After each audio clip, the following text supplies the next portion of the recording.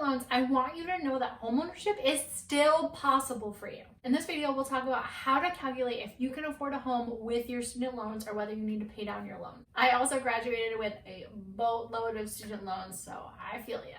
In order to determine whether you can afford to buy a home with your student loans, we need to look at your debt-to-income ratio, or DTI. This is the ratio that lenders look at to determine if you have enough income to also pay your debt with your mortgage. So the highest debt-to-income ratio you can have is around 45% for conventional loans. For FHA loans, you can go up to 55%. For today, let's just stick to 45% so you have the most amount of loan options available to you. First, we have to look at your monthly income. If you're salaried, this is pretty easy. So you just take your gross income, so before taxes, and divide by 12. If you're self-employed, it gets a little bit more complicated. So you're going to take your last 2 years of tax returns and you're going to take your net income. So your total income minus your deduction. And you're going to add up your net income from your last 2 years of tax returns, then divide by 2, and then divide by 12 to get your monthly income. If you made less last year than you did the previous year in your business, then you're just going to use that last year and divide by 12 to get your monthly income. Now that we have your monthly income, we need to get your monthly debts. If you are currently paying on all of your student loans, you will simply use the minimum monthly payments for your loans. If you are not paying on your student loans, you are going to either use 1%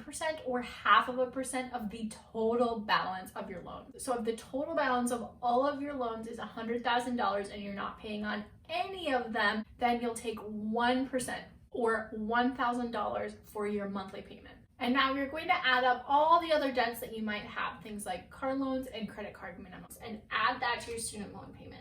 So let's say my total monthly debt is $1,200 and my income is $10,000. So that makes my debt to income ratio 12%. Okay, so 12% right away, I know, okay, the maximum debt to income ratio is 45%. I'm 12%. I have a lot of flexibility. There's a really good chance that, at least from a debt to income standpoint, I'll be able to afford a home without paying off my student loans. But let's say I'm considering a monthly mortgage payment of $2,200 a month.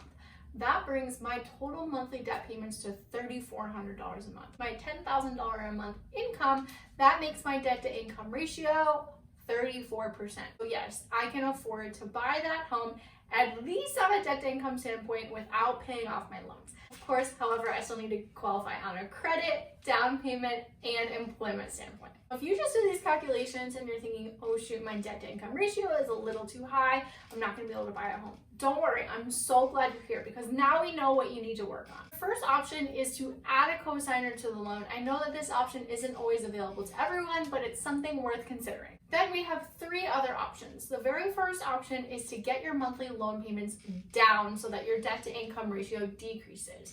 You can do this by paying off some of your loans or by refinancing so that your monthly payments decrease. The second option is to have your monthly mortgage payment decrease. You can do that by saving up for a larger down payment. The third option is to have your income increase, which of course is something easier said than done, but it's just something to keep in mind.